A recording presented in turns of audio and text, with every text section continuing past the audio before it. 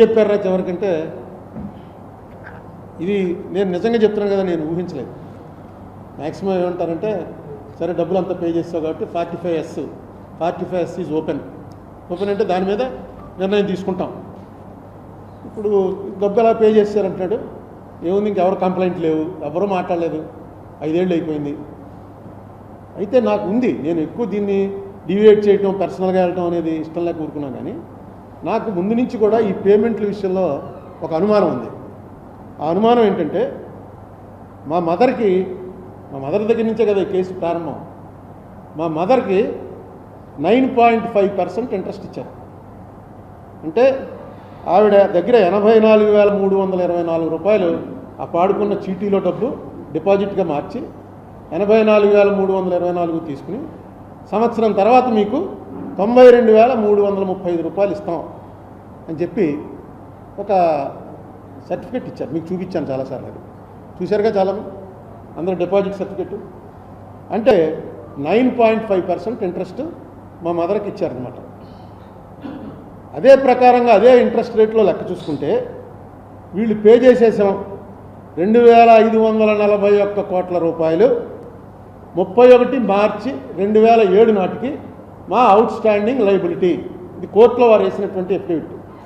మా out standing liability మార్చి 31, 2007 నాటికి 2,541 కోట్ల రూపాయల 59 లక్షల రూపాయలు out standing liability. Repayment August 31, 2018 నాటికి, అంటే డిసెంబర్లో కేసు కొట్టేశారు కదా, 18 నాటికి కోర్టులో వేశారు. ఎంత రీపేమెంట్ చేశారు? 2,596 కోట్ల 98 లక్షలు చేశారు. ఇంకొక 5 కోట్లు ఆ రీపేమెంట్ ఎవరు తీసుకోలేదని ఆయన దగ్గర ఉండిపోయింది, ఎస్క్రో అకౌంట్లో ఉందని చెప్పారు. అంటే మొత్తం ఇంట్రెస్ట్ ఎంత పే చేశారంటే 55,39 లక్షల రూపాయలు ఇంట్రెస్ట్ మేము పే చేసినట్టుగా లెక్క అనమాట. వాళ్ళ లెక్క చెప్పలేదు, క్లియర్గా రాశారు. ఏమని? మొత్తం ఇంక్లూడింగ్ ఎక్యూర్డ్ ఇంట్రెస్ట్ మేము అందరికీ పే చేసాం అని ఎఫిడవిట్ వేశారు. ఎక్యూర్డ్ ఇంట్రెస్ట్ అంటే మనకు యాక్చువల్గా 2007 నాటికి అయిపోయింది అనుకోండి, అది మా మదర్ది 2007 నాటికి అయిపోయింది. అదే 2009 దాకా పే చేయలేకపోయారు అనుకోండి, మూసేశారు. కాబట్టి ఆ 2 ఏళ్ళ ఇంట్రెస్ట్ కూడా కలిపి, ఎక్యూర్డ్ ఇంట్రెస్ట్ కూడా కలిపి పే చేసాం అని దీని అర్థం.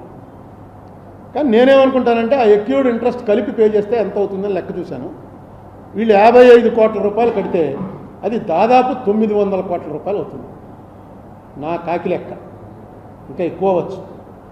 ఒక 900 కోట్ల రూపాయల ఇంట్రెస్ట్ పే చేయవలసి ఉంటుంది. ఎందుకంటే 2007లో ఇద్దామన్న వాళ్ళకి 8కో 9కో 10కో ఇచ్చారనుకోండి, ఆ 3 ఏళ్ల ఇంట్రెస్ట్ కూడా పే చేయాలి 9.5% చొప్పున. అంటే వాళ్ళు ఎంత ప్రామిస్ చేశారో అంత. అది నాకు వచ్చింది. కానీ దీన్ని ఎక్కడ ప్రొలాంగ్ చేసుకుంటూ లాక్కుంటూ వెళ్తాం ప్రతిదానికి, ఈ ఆడికి ఇచ్చావా వీడికి ఇచ్చావా, ఎవరో కంప్లైంట్ అవ్వట్లా.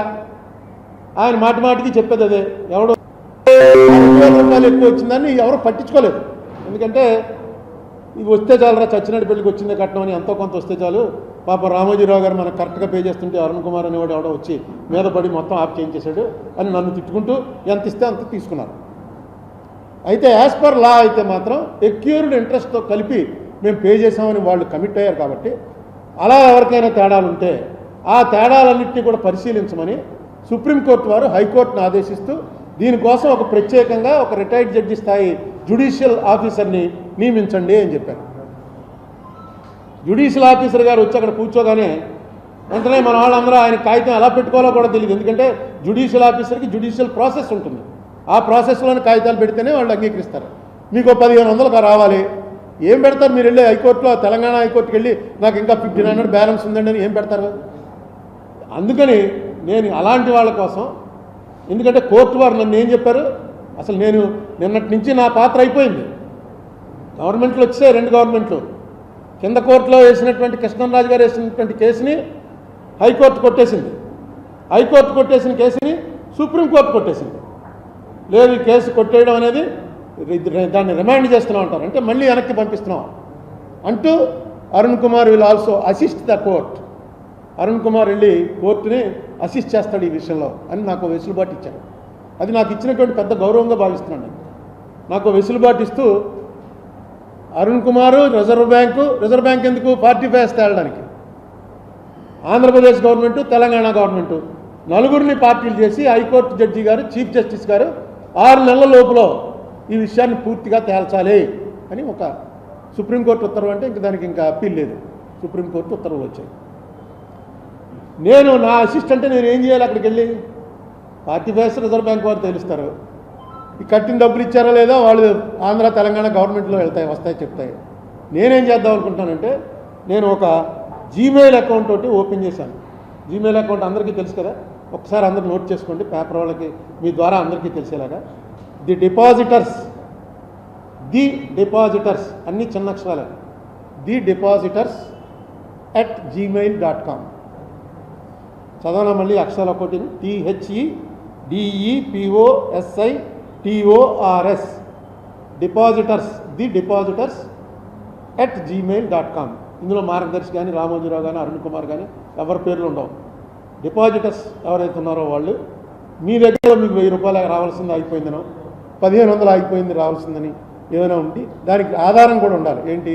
దానికి సంబంధించిన సర్టిఫికెట్టో, మీకు పే చేసినటువంటి పే ఆర్డరో, చెక్కో, డ్రాఫ్టో, లేకపోతే క్యాష్ పే చేస్తే క్యాష్ పే చేశారనో ఆ ఆధారాలతో సహా మీ పూర్తి అడ్రస్ తోటి ఈ gmail.com కనుక మీరు పంపితే ఎవరన్నా, అది కూడా రామోజీరావు గారి కంటే నాకు ఇష్టపడి నేను పంపనన్నవాడు ఏం పంపక్కల, పంపకపోతే మీరేం ద్రోహం చేసినట్టు కాదు. మీ డబ్బులు ఉంటే అక్కడ మీ డబ్బులు ఉంటే పంపించండి. నేనేం చేస్తానంటే అవన్నీ వాటిని వెంటనే ప్రెస్ మీట్ పెట్టి ఇగో పలానా వాడికి ఎంత ఇవ్వాలి, పలానా వాడికి ఎంత ఇవ్వాలి అని నేనేం చెప్పను.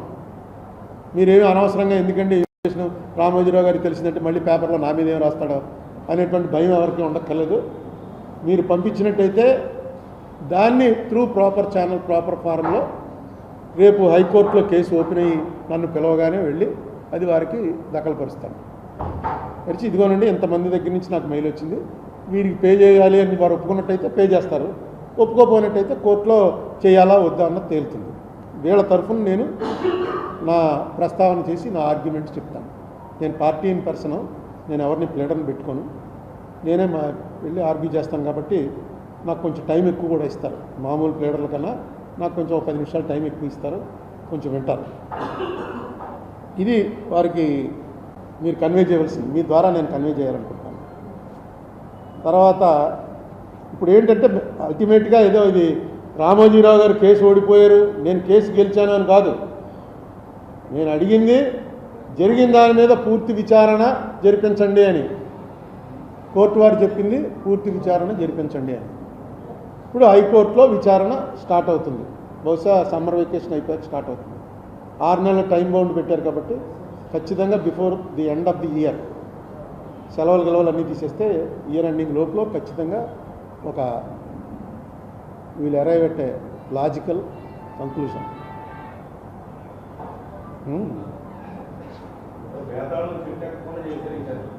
బేతాళుడు చెట్టు ఎక్కకుండా చేసింది నేను కాదు, జడ్జీలు చేసింది.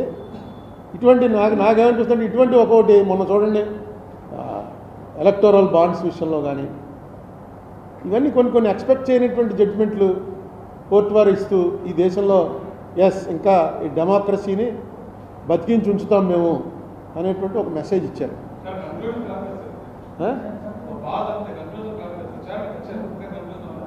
ఏమంటే విచారణ వద్దు అని ఎప్పుడు అంటారు మీరు? ఇందులో మనం అర్థం చేసుకోవాల్సింది ఏంటంటే, మీ కేసులో విచారణ వద్దు, ఇదేమి మర్డర్ కేసు కాదు, ఇది mismanagement of finances violating act. ఆ వైలేటింగ్ యాక్ట్ కూడా ఏంటి? Amended act.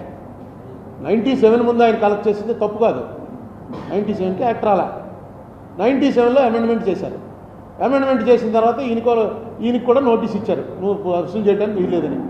వెంటనే ఈయన నాకు కొంచెం టైం ఇవ్వండి, నేను మా వ్యాపారం అంతా మార్చుకుంటున్నాను, సెటప్ అంతా మారుస్తున్నాను అని చెప్పి అన్నాడు. వాళ్ళు టైం ఇచ్చారు.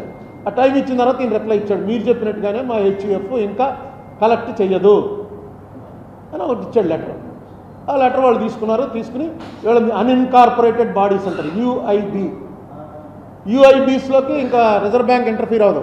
ఇప్పుడు మా అర్బన్ బ్యాంకులు ఇవన్నీ ఉన్నాయి, వాటి రిజర్వ్ బ్యాంక్ ఎప్పటికప్పుడు పంపుతూ ఉండాలి. చిన్న తేడా వచ్చింది, క్రిసిల్ రేటింగ్ తేడా వచ్చింది, వెంటనే చూసారా మన ఆర్యాపురం అర్బన్ బ్యాంక్ మీద కూడా అంత ప్రాఫిట్లో నడుస్తున్నా దాని మీద కేసులు పెట్టారు.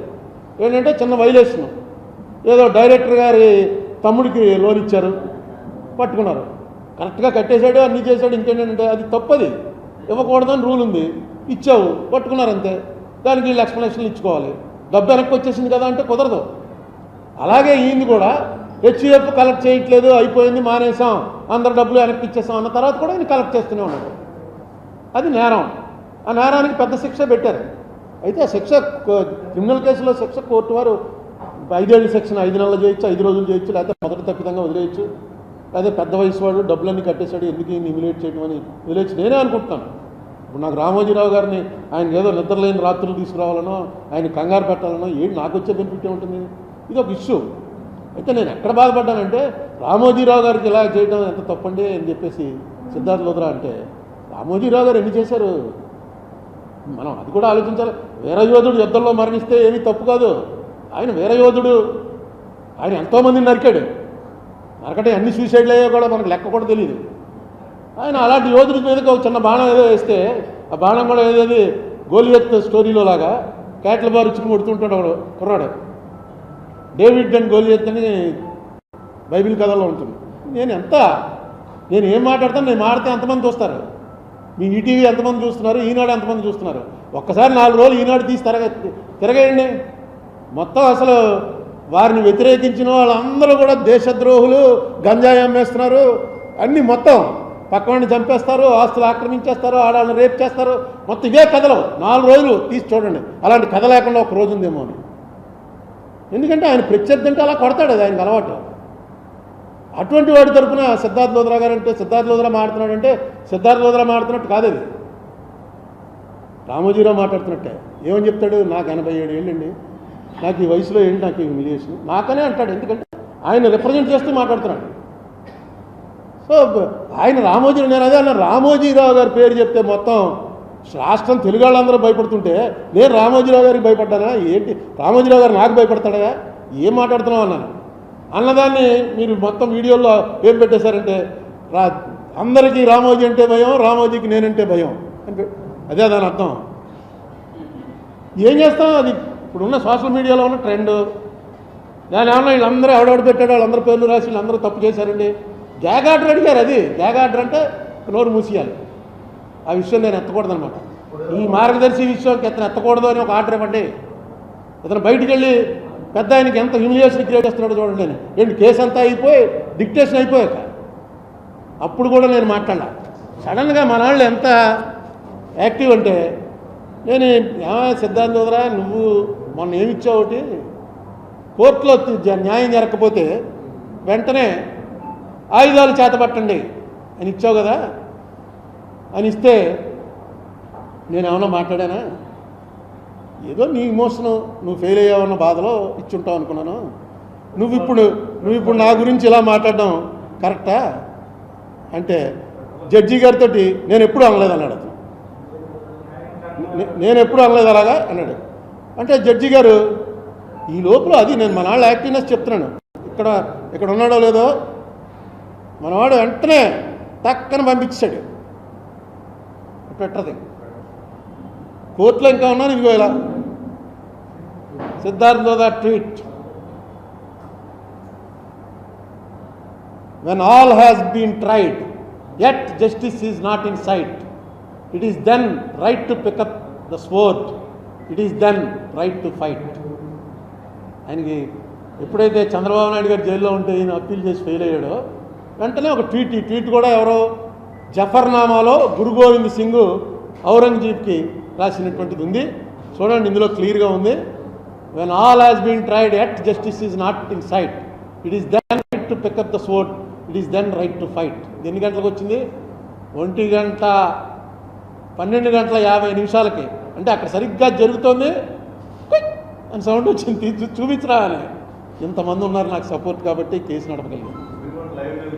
సుప్రీంకోర్టు అవుతుంది లైవ్. ఆ లైవ్లో చూసి ఎవరో టక్ టక్కని పెట్టేశాడు అంతే. అతను ఎప్పుడైతే డినై చేశాడో వెంటనే టక్ టక్కని పెట్టాడు. అయితే రమేష్ వెంటనే దాన్ని నేను ఎలా చూస్తుంటే రమేష్ చూశాడు, చూసి మాట్లాడకండి, ఇప్పుడు కోర్టు వారు దీన్ని డైవర్ట్ చేయడానికి ఇవన్నీ ప్రయోగాలు జరుగుతాయి, మీరేమవుతుంది కోర్టు వారు మిమ్మల్ని ఏమైనా అడిగితే చెప్పండి. కోర్టు వారు నన్ను ఒకటే అడిగారు. ఏమడిగారంటే జడ్జిమెంట్లని వెళ్ళి క్రిటిసైజ్ చేసినా తప్పు లేదు, నేను ఇచ్చిన జడ్జిమెంట్ అందరికీ నచ్చాలని లేదు, జడ్జిమెంట్ని క్రిటిసైజ్ చేసినా తప్పు లేదు. కానీ నువ్వు చాలా సీనియర్ పొలిటీషియన్వి, చాలా బాగా ఆయనకి ఎలా అర్థమైందో నాకు తెలియలేదు. నువ్వు బాగా మాట్లాడతావు, కొంచెం కోర్టు లిమిటేషన్స్ తెలుసుకుని దాని ప్రకారం మాట్లాడు, అంతే. We're not giving any order చెప్పేసి.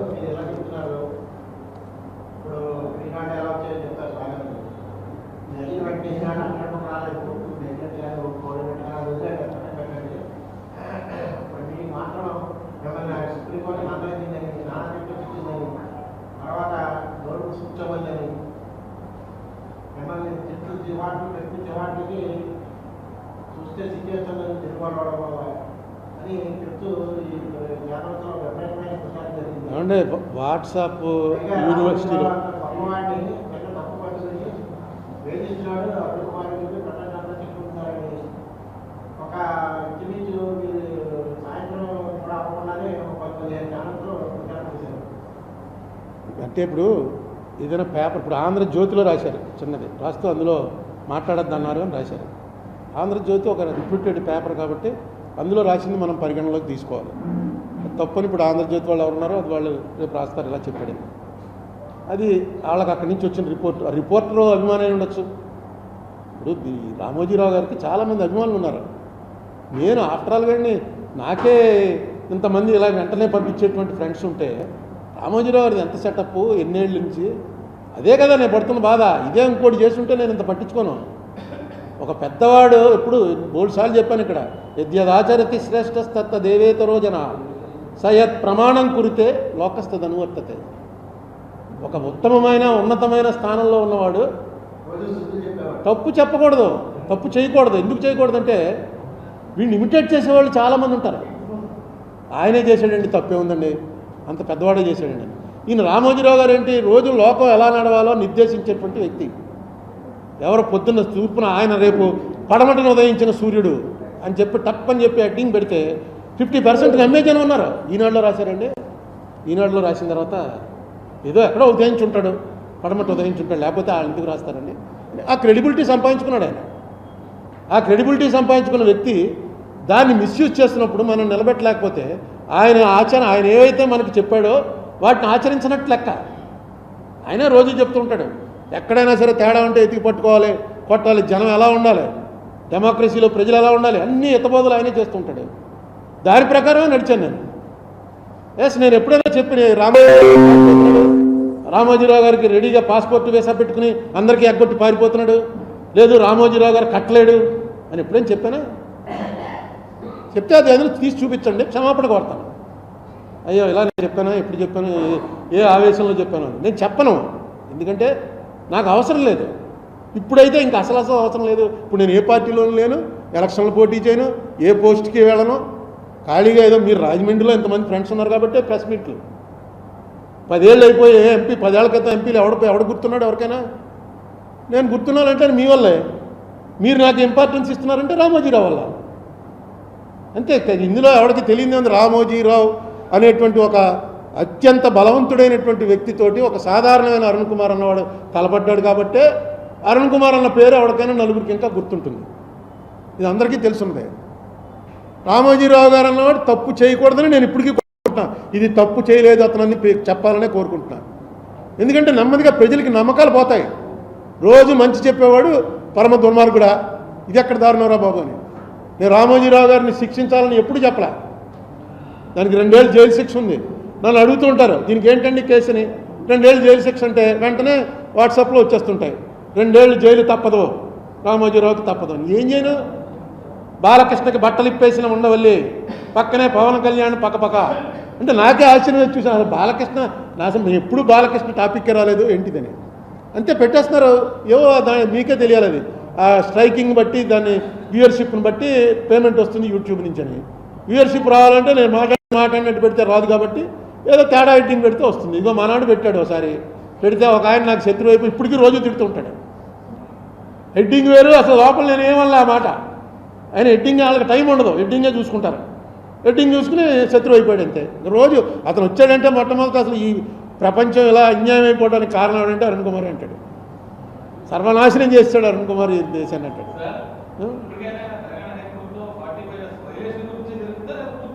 45S వైలేషన్ గురించి జరపడానికే రిజర్వ్ బ్యాంక్ వారిని పార్టీ చేశారు. ఆంధ్ర తెలంగాణ ప్రభుత్వాలను ఎందుకు పార్టీ చేశారంటే వీళ్ళు ఇచ్చినటువంటి ఈ 70 దస్త్రాల్లో 2,70,000 పేర్లు వాళ్ళందరికీ డబ్బులు ఇచ్చేసామని ఏదైతే చెప్తున్నారో అది కరెక్టా కాదా, తెలంగాణలో ఎంతమందికి ఇచ్చారు, ఆంధ్రాలో ఎంతమందికి ఇచ్చారు, రెండు ప్రభుత్వాలు కూడా వచ్చి అందులో పాలు పంచుకోవాలి. పాలు పంచుకున్న తర్వాత ఎవరో మళ్ళీ వీళ్ళిద్దరూ కొట్టుకుంటుంటే జడ్జీలు చూడక్కర్లేదు, వాళ్ళిద్దరూ చెప్పే వినడానికి మళ్ళీ ఒక జ్యుడిషియల్ ఆఫీసర్ని నియమించమన్నారు. ఆ జ్యుడిషియల్ ఆఫీసర్కి ఇవన్నీ ఇస్తారు, ఇచ్చి తీసుకుంటారు. వీళ్ళ ముగ్గురు చేస్తున్న దాంట్లో నన్ను కూడా పెట్టారు. నాకు ఇచ్చినటువంటి ఆనర్ ఏంటంటే అరుణ్ కుమార్ వీళ్ళు అసిస్ట్ ద కోర్ట్ అన్నారు. కోర్టుకి ఇతను అంటే డెఫినెట్గా నేను ఏం చేయగలను అని ఆలోచించాను. ఇదిగో అది depositors@gmail.comకి మీరు పంపించినట్టయితే అవన్నీ కరెక్ట్గా పట్టు, నాకు ఎలాగా పని లేదు ఇప్పుడు ఏమీను, ఈ ఎలక్షన్లో నా పాత్ర లేదు, మీరు పంపిస్తే అన్నీ జాగ్రత్తగా పెట్టి కోర్టు వారి ముందు పెడతాను. మీ అడ్రస్లు లేకపోయినా మీ ఇందులో చాలామంది ఉప్పారం దొంగనా కూడా కానీ ఇలాంటి రకరకాలు పెడుతుంటారు, పెట్టండి, ఏం పర్వాలేదు, మీ ఓపిక, నాకేమీ నష్టం లేదు.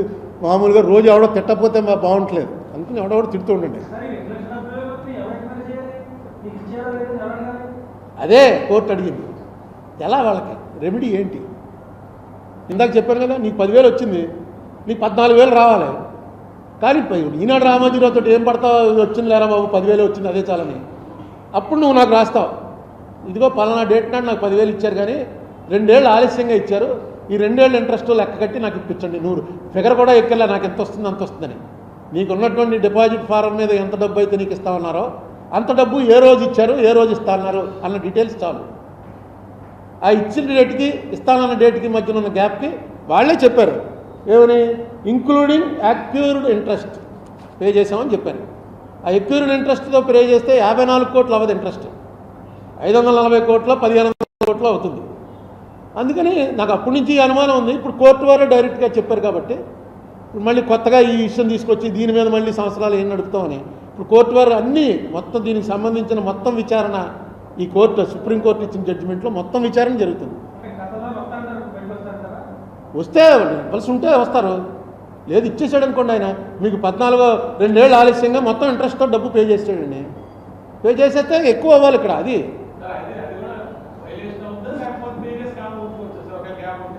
ఇంకా పెద్ద కేసు, అది పెర్జురీ అంటారు. కోర్టు ముందు ఏం పెట్టినా సరే దానికి 7 ఏళ్ళు జైలు శిక్ష. అంటే వెంటనే రామోజీరావుకి 7 ఏళ్ళు జైలు శిక్ష అని రాసేకండి. పెర్జురీ ప్రూవ్ అయితే, పెర్జురీ అంటే కోర్టు ముందు ఏదైనా తప్పుడు స్టేట్మెంట్ ఇస్తే, మొన్న ఎందుకు ఈ రజనీ గారు కోర్టులో కొట్టించేశారు మన ఈ కేసు, రజనీ గారి కేసు కొట్టేసాకే మనం దిగింది ఇందులోకి 2018. సేమ్ అదే ఇది 2011లో క్వాష్ చేయమని పిటిషన్ వేస్తే కోర్టు డిస్మిస్ చేసింది, హైకోర్టు డివిజన్ బెంచ్ 2 జడ్జీల బెంచి క్వాష్ పిటిషన్ని డిస్మిస్ చేసింది. అదే 6 ఏళ్ల తర్వాత మళ్ళీ వేసి డిస్మిస్ చేసి జడ్జి గారు డిస్మిస్ చేశారు. జడ్జి ముందు చెప్పాలి ఈ విషయం, 2011లో నేను ఇదే పిటిషన్ ఫైల్ చేస్తే అది ఖచ్చితంగా అది దాంట్లో ఒక మ్యాండేటరీ అనమాట, ఇటువంటి కేసు ఇలా ఎక్కడ ఏ కోర్టులోనూ ఎప్పుడూ వేయలేదు, ఇదే మొట్టమొదటిసారిగా మీ కోర్టులో వేస్తున్నాను అని ఖచ్చితంగా చెప్పాలి. చెప్పలేదు వాళ్ళు, అది తీసాం మొన్న, అది గవర్నమెంట్ వారు తీశారు, రాష్ట్ర ప్రభుత్వం వారు తీశారు, అది తీసి అది కోర్టులో వేశారు. మొన్న కోర్టులో వేసిన తర్వాత ప్లేటర్ గారు అడిగాడు, నన్ను కూడా అడిగాడు ఆయన నిరంజన్ రెడ్డి గారు, ఇదేంటి దీన్ని ఇన్సిస్ట్ చేద్దామని. అంటే మా రమేష్ అన్నాడు, మళ్ళీ అదో కేసు మనకెందుకు, మన దానిలో నడుస్తుంది కదండి, మళ్ళీ దీని మీద మళ్ళీ మనం ఎఫిడవిట్ వేయాలి, వాళ్ళు రిప్లై చేయాలి, దానికి అది నడుస్తూ ఉంటుంది, పక్కన పెట్టేశాం. యాక్చువల్గా అది పెర్జురీ. అలాగే ఇప్పుడు వీళ్ళు ఇచ్చి కోర్టు ముందు సుప్రీంకోర్టుకి ఏవైతే ఇచ్చారో వాటిలో ఏమైనా తేడాలు వచ్చాయనుకో అది పెర్జురీ అవుతుంది. పెర్జురీ అంటే కొంచెం కఠినమైనటువంటి ఇది. కోర్టు ముందు అట్లీస్ట్ కోర్టు ముందు అబద్ధాలు చెప్పకూడదని. మిగతా వాళ్ళు మనం ఎన్ని మాట్లాడుకున్నా కోర్టులో ఎఫిడవిట్ ఫైల్ చేసేటప్పుడు మాత్రం కింద ఒకటి ఉంటుంది, ఇదంతా నాకు తెలుసు, నేను చూసి చదివించుకుని పూర్తిగా నమ్మి సంతకం పెడుతున్నాను అని సంతకం పెట్టాలి. ఎవరు అడ్వకేట్ కాదు, రామోజీరావు గారే పెట్టాలి లేదా మార్గదర్శి గారే పెట్టాలి. అందుకని దాంట్లో కూడా అబద్ధాలు చెప్పేశారు అనుకోండి, జనరల్గా చెప్పరు. వాడు ఇచ్చినటువంటి బుక్కుల్లో ఈ అక్యూర్డ్ ఇంట్రెస్ట్ అన్న తర్వాత నాకు ఇది అనుమానం వచ్చింది. అలాగే నా దగ్గర దాదాపుగా ఒక ఎన్ని కాగితాలు ఉన్నాయో తెలియదు, ఇక్కడ ఉన్నాయి, ఇక్కడ మొన్న కృష్ణకుమారిలు అందరూ ఎత్తికి చూస్తున్నారు ఖాళీగా ఉన్నప్పుడు, దస్త్రాలు హైదరాబాద్లో ఉన్నాయి. అన్ని కాగితాలకి ఇప్పుడు విముక్తి వస్తుంది అనమాట. పట్టుకెళ్ళి హైకోర్టు ఆఫీసర్ గారిని పెట్టి ఇందులో ఏమో ఉపయోగపడతాయో చెప్పండి అంటే మళ్ళీ ఆయన నువ్వే చదివి చెప్పండి, చదువుతూ కూర్చోవాలి.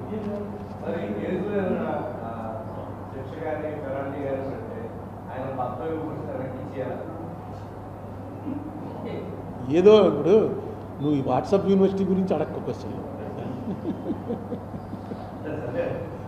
ఏమో ఇప్పుడు ఇలాంటిది నా దృష్టిలో ఉన్నాయేమో తెలియదు. ఫస్ట్ ఆఫ్ ఇట్స్ కైండ్ కేసే ఇటువంటి పర్సనాలిటీ.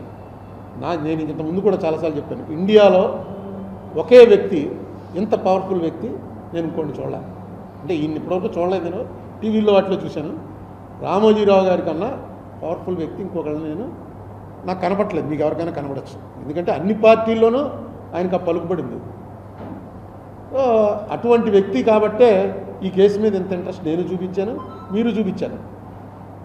ఇదే మామూలుగా ప్రకాశ్ నగర్లో అప్పలకొండ ఉన్నాడు కానీ వాడు చాలా డబ్బులు దొబ్బేస్తున్నాడు అంటే పోలీస్ స్టేషన్లో కంప్లైంట్ చేయని పోతాడు, అంతే కదా. మాకేం పని లేదనుకుంటున్నావా, మీరు వచ్చి ఒక్కసారి ఆ కెమెరా ఫోటో తీయాలన్నా డబ్బులు తీసుకుంటున్నట్టుగానే అంత దోపిడీ చేసేస్తున్నాడు అంటే ఎవడైనా వెళ్తాడా? ఆయన కాబట్టే దీనికి ఇంత ఇంపార్టెన్స్ వచ్చింది. పరువు నష్టం అంటే అది వెళ్ళి దాన్ని అడ్వాన్స్ చేయించుకుని ఇప్పుడు కాదు, ఎప్పుడైతే Jaganmohan Reddy government chit fund, నా మీద పరువు నష్టం దావా వేసింది చిట్ ఫండ్ వారు, ఫైనాన్షియర్స్ వారు కాదు, మార్గదర్శి చిట్ ఫండ్ కంపెనీ వారు నా మీద పరువు నష్టం దావా వేస్తూ ఏం చెప్పారంటే, ఎవడో రామోజీరావు ఏదో అన్నాడని నువ్వు మా మార్గదర్శిని తప్పుపడతావా? అందులో అంటే రామోజీరావుకి మాకు ఏ సంబంధం లేదు, రామోజీరావు అన్నాడని నువ్వు ప్రెస్ మీట్ పెట్టి మమ్మల్ని ఏమో మార్గదర్శి చిట్ ఫండ్స్ తప్పులు చేస్తున్నావు. దానికి ఈ 2 ఏళ్ల క్రితం అనుకుంటాను ఇక్కడ గవర్నమెంట్ వారు ఎవరైతే అఫిడవిట్ వేసాడో ఆయన్నే పిలిచి ఇంట్రాగేట్ చేశారు. ఆయన ఇంట్రాగేషన్లో ఒప్పుకున్నాడు. ఎవరయ్యా మీ బాస్ అంటే రామోజీరావు, మీ చైర్మన్ ఎవరో రామోజీరావు, అన్నీ రికార్డ్ అయి ఉన్నాయి. అది పట్టుకెళ్ళి ట్రయల్ కోర్టులో వేసి ట్రయల్ స్టార్ట్, అది కూడా చేస్తాను. ఇప్పుడు అలాగా ఖాళీగానే ఉన్నాను కదా.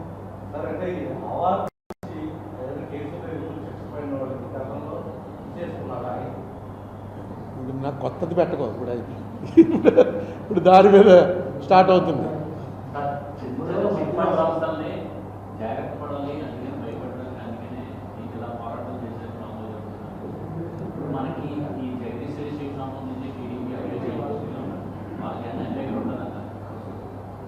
అండ్ అసలు మన ఆంధ్రప్రదేశ్లో నాకు తెలిసి చిట్ ఫండ్ యాక్ట్ ఎవడో ఫాలో అవట్లా. జగదీశ్వరి చిట్టే కాదు, ఏ చిట్ ఫండ్ యాక్ట్ వాడు, చిట్ ఫండ్ కంపెనీ వాడు చిట్ ఫండ్ యాక్ట్ని ఫాలో అవ్వట్లేదు. చిట్ ఫండ్ యాక్ట్ ప్రకారం ఫస్ట్ది ఏంటంటే, చిట్ ఫండ్ యాక్ట్ అనేది పుట్టినరోజునే ఫస్ట్ పెట్టింది, చిట్ ఫండ్ కంపెనీ నడుపుతున్నవాడు వేరే వ్యాపారాలు చేయకూడదు. నువ్వు చిట్ ఫండ్ కంపెనీ పెట్టావు, మేమందరం చీటీ పాటలు తీసుకొచ్చి నీ దగ్గర డబ్బులు పెట్టాం, ఈ డబ్బులు పెట్టి నువ్వు ఒక వ్యాపారం పెట్టావు, ఆ వ్యాపారం స్వీట్ షాప్ ఒకటి పెట్టావు, ఆ స్వీట్ షాప్ బాగా అమ్ముతుంది అనుకో, మాకు బాగానే ఇచ్చేస్తావు డబ్బులు. స్వీట్ షాప్ దివాళా తీసింది, చిట్ ఫండ్ కంపెనీ ఎత్తేసిపోతావు. అదే జరిగాయి నేను. ఎవడో జనాలు మోసం చేసి ఎత్తుకుపోదామని ఏ వ్యాపారం మొదలెట్టాడు, గత్యంతరం లేక పారిపోతాడు. చిట్ ఫండ్ కంపెనీలో అలాంటి అవకాశం ఇవ్వకూడదని 82లో అనుకుంటాను దీన్ని సిస్టమైజ్ చేయాలి. చాలా కంపెనీలు ఎత్తేస్తున్నారు. మన రాజమండ్రిలో మా మదరు ఇంటికి వచ్చేవాడో నీలాంటాడో నాలంటాడో ఇంటికి క్లోజ్లో వాడికి 1% కమిషన్ వస్తుంది. ఏమంటే మీరు ఒక చెంకిలో చేరండి, నెలకు 5,000 కడితే చాలు, మీకు ఆ సంవత్సరం అయ్యేటోడికి ఎంత వస్తుంది, ఎంత వడ్డీ కడుతుంది, నీకేమొస్తుందా ఇందులో అంటే, నాకు ఇది చేర్పిస్తే నాకు 5,000 వస్తుందండి. చేరేవారు అలా బోల్ డబ్బులు పోయాయి. అలాగే ఈనాడులో కూడా చేరారు. ఈ మార్గదర్శిలో ఈనాడు చూసి చేరారు. అయితే మార్గదర్శి ఎవరికి తెలుసు, ఈనాడు రామోజీరావు గారి కంపెనీ అండి. అందుకని రామోజీరావు తప్పు చేయడు, ఎందుకు చేస్తాడు, రామోజీరావుకి నా డబ్బులు ఎందుకు కావాలి అంత పెద్దవాడికి అని చేరారు. ఈయన చేస్తుంది అసలు చిట్ ఫండ్ యాక్ట్ ఏనాడు ఈయన బాగా, అసలు ఆయన ఇంకో వ్యాపారం చేయకూడదు, అన్ని వ్యాపారాలు చేస్తున్నారు. అది కూడా అడిగేవాళ్ళు లేడు. ఇప్పుడు అది కూడా నేను అడుగుతాను, చిట్ ఫండ్ కంపెనీ వాడు వేరే వ్యాపారం చేయకూడదు, చాలా సింపుల్. అందరూ రామోజీరావు గారు లేకపోతే ఉంటుంది, చిట్ రిజిస్టర్ చేసేటప్పుడు చూడాలి వీడికి ఇంకే వ్యాపారాలు ఏమి చోట్ల సంతకం పెట్టున్నారు చేస్తున్నారు. ఇదే జరుగుతుంది ఇక్కడ. అసలు కంపెనీ యాక్ట్ ప్రకారం మేము చేస్తున్నాం అని అంటారు. Company act, chit fund act వేరు. చిట్ ఫండ్ యాక్ట్ ఏ యాక్ట్ ఉందో ఆ యాక్ట్ ఫాలో అవ్వాలి. నువ్వు కంపెనీ యాక్ట్ ప్రకారం ప్రింటింగ్ ప్రెస్ పెట్టుకున్నావు, కృష్ణకుమార్ అనుకో, ప్రింటింగ్ ప్రెస్ పెట్టుకుని కరెక్ట్గా ప్రింటింగ్ ప్రెస్కి ఏ సంవత్సరం ఎన్ని ప్రింట్ చేసావు అన్నీ కూడా కంపెనీ రిజిస్టర్కి పంపించేస్తున్నావు. వాడు ఆడిట్ చేస్తున్నాడు, వచ్చేస్తుంటే టక్మని చెప్పి నీ దగ్గర దొంగ నోట్లు ప్రింట్ చేస్తున్నావు అని పట్టుకున్నారు పోలీసు వాళ్ళు వచ్చి. చేస్తే దొంగ నోట్లు రిజర్వ్ బ్యాంక్ యాక్ట్ నాకు వర్తించదండి, నేను కంపెనీ యాక్ట్ ప్రకారం నా కంపెనీ పెట్టుకున్నాను, నేను దొంగ నోట్లు చేస్తున్నాను, దొంగ నోట్లు చాలామంది చేయట్లేదు, అరుణ్ కుమార్ అడుగుతున్నాను, నేను ప్రింటింగ్ చేసి ఇస్తున్నాను, ఏ ప్రింటింగ్ అయినా చేయబడను అని పెట్టాంగా బోర్డు అని చేయకూడదంటే అలాగా ఇదే ఆర్గ్యుమెంట్, ఆయన చేస్తున్న ఆర్గ్యుమెంట్ ఇదే. ఇది అర్థం అవడం కోసం చెప్పాను, అంటే ఆయన దొంగ నోట్లు ప్రింట్ చేస్తున్నాడా అని మీరు పెట్టేస్తే నేనేం చేయలేను, కానీ ఇదే ఆర్గ్యుమెంట్. దానికి ఖచ్చితంగా రిజర్వ్ బ్యాంక్ యాక్ట్ ప్రకారం వాళ్ళ మింట్ ఉంటుంది, వాళ్ళ ప్రింటింగ్ ప్రెస్ ఉంటాయి, అక్కడ తప్ప ఎవడు ప్రింట్ చేసినా సరే అది నేరం, చాలా భయంకరమైన శిక్షలు ఉంటాయి. అది నాకెందుకు వర్తిస్తుందండి, నేను కంపెనీ యాక్ట్ ఫాలో అవుతున్నా లేదో చూడండి. ఇదిగో కంపెనీ యాక్ట్ ప్రకారం ప్రతి సంవత్సరం కడుతున్నాను, ఇన్కమ్ ట్యాక్స్ కడుతున్నాను, అన్నీ కరెక్ట్గా చేస్తున్నాను. నన్ను వచ్చి మీరు ఏదో ఆయన ఆర్డర్ ఇచ్చాడు నేను ప్రింట్ చేశాను, దాన్ని నన్ను ఏం చేస్తారు అంటే తీసుకెళ్ళి ముందు లోపలేస్తారు, తర్వాత 2 ఫీట్లు. ఏమండి పెనాల్టీ ఉందిగా, అదే అది చెప్తేనే వీళ్ళు రామోజీరావు జైలుకి అని రాసింది. దాని పెనాల్టీ వాళ్ళు ప్రిస్క్రైబ్ చేసింది ఏంటంటే ఇది వైలేట్ చేసి ఎంత అయితే కలెక్ట్ చేశారో అంత డబ్బు ఫైన్ కట్టాలి. అంటే 2600 కోట్లు కలెక్ట్ చేశాడు ఈయన, 2600 కోట్లు ఫైను, 2 ఏళ్ళు జైలు శిక్ష. అయితే మీకు అనేక సార్లు చెప్పాను, మళ్ళీ చెప్తున్నాను, క్రిమినల్ వాటిలో డిస్క్రిప్షన్ ఆఫ్ ద జడ్జ్ ఈ శిక్షలు మ్యాక్సిమం శిక్షలు అంతవరకు వేయచ్చు. అయితే వాళ్ళు చేసాడు, అవును అంతమంది నేనే రామోజీరావు గారు ప్లేడర్ అంటే నేను చెప్తున్నాను 62 నుంచి ఈయన వ్యాపారం చేస్తున్నానండి, ఎవడో డబ్బులు ఎగ్గొట్టాడని చెప్పలేదు, మీరు కావాలంటే ఎంక్వైరీ చేసుకోండి, ఎవడన్నా ఎగ్గొట్టాడా, నన్ను ఇమ్మంటే నా పేపర్లోనే ఫుల్ పేజ్ ఇస్తాను, నేను ఎవడదైనా ఎగ్గొడితే రండి అని. నేను ఇది అయిపోయి మీరు 97 తెచ్చిన తర్వాత కూడా చేస్తున్నానన్నది నా మీద ఆరోపణ. మరి ఏం చేయను, నాకు డబ్బులు ఇచ్చేవాళ్ళేమో వాళ్ళ నమ్మకం నా మీదే ఉంది, పట్టుకొచ్చి ఇస్తున్నారు, పెట్టాను. ఇదో ఈవేళ తప్పు అన్నారు కదా, పలానా రోజున మూసాను. మీరు చూడండి, నేను క్రిమినల్ నేరం ఇంటెన్షనల్గా నేరం చేశాను అనిపిస్తే శిక్ష వేయండి, లేదు అందరు డబ్బులు ఇచ్చేశారు కదా కరెక్ట్గానే చేశాడు కదా అనిపిస్తే మీ ఇష్టం అని దండం. నేనైతే అదే పెడుతున్నాను. ఏపీసీఐడి వాళ్ళు పెట్టిన కేసులన్నీ చిట్ ఫండ్ మీద.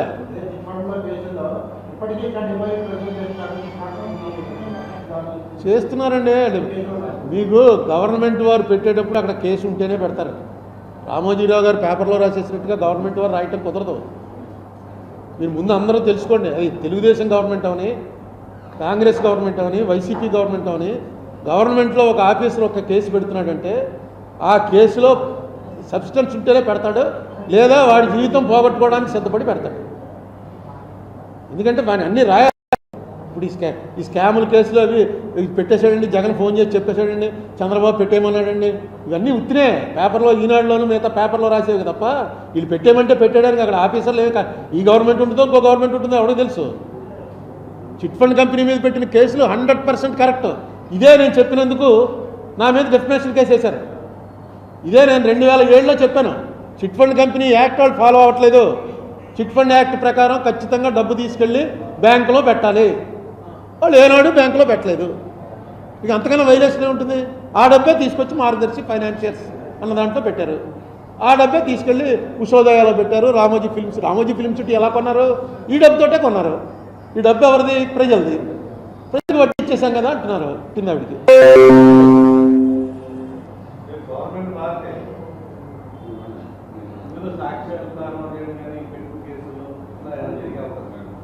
ఏమీ ఉండదు, ఎందుకంటే కోర్టు వారి చేతిలో ఉంది. ఇప్పుడు గవర్నమెంట్ వారు కొంచెం వీక్గా పెట్టచ్చు ఆర్గ్యుమెంటు, ఎందుకంటే చంద్రబాబు నాయుడు గారికి రామోజీరావు గారికి ఉన్న సంబంధాలు అందరికీ తెలుసు కాబట్టి.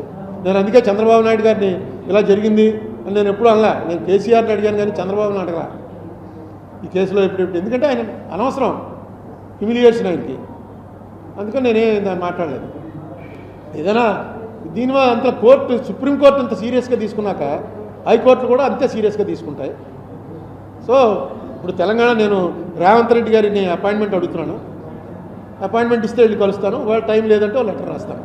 అది కొంచెం టైం ప్రాసెస్లో కనుక, ఎందుకంటే ఎలక్షన్ టైం ఆయన ఖాళీ ఉండకపోవచ్చు, వాళ్ళు వెయ్యాలిగా.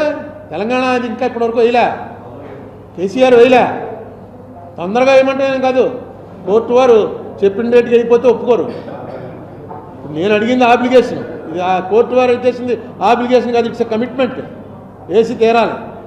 ఆ వేయటంలోనే రేవంత్ రెడ్డి గారికి అసలు యాక్చువల్గా జరిగింది అంటే చెప్దామని, టైం లేదా నాకు అంటే లెటర్ అయితే పెట్టేస్తాను. ఆ లెటర్ పెట్టి మీకు రిలీజ్ చేస్తాం. ఎవరు మొట్టమొదటి ఓకే అన్నది? Thank you.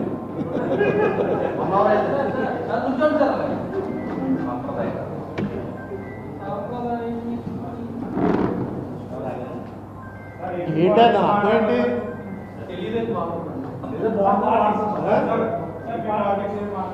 అండి మళ్ళీ కూర్చున్నా. ఇవాళ పాలిటిక్స్కి మొత్తం పాలిటిక్స్కి ఒకటే ఉదాహరణ చెప్తున్నాడు. నా పక్కన బాబీ ఏడి ఎందుకు లేడు? పాలిటిక్స్లో ఉన్నాడు. బాబీ ఒక పార్టీకి సపోర్ట్ చేస్తున్నాడు, నేను రానండి అన్నాడు.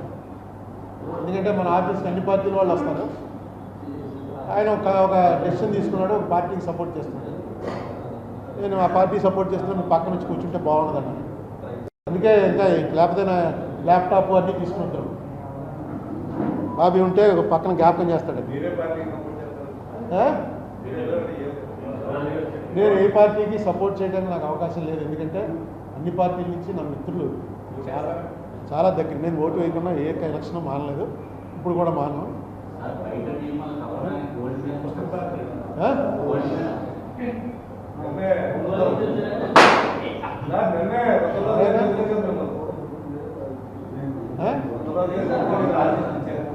నా ఫ్రెండ్స్ ఏ పార్టీలో ఉన్నా కలవచ్చు, నాకు అందరూ స్నేహితులే. నేను ఏ పార్టీకి ఓటు వేయమని అడగను, ఏ పార్టీకి చేయను. నేను వ్యక్తిగతంగా ఇన్ ప్రిన్సిపల్ బీజేపీకి మాత్రం వ్యతిరేకంగా ఉంటాను. అది తప్పదు నాకు. నాకు right from the beginning I'm against BJP principles.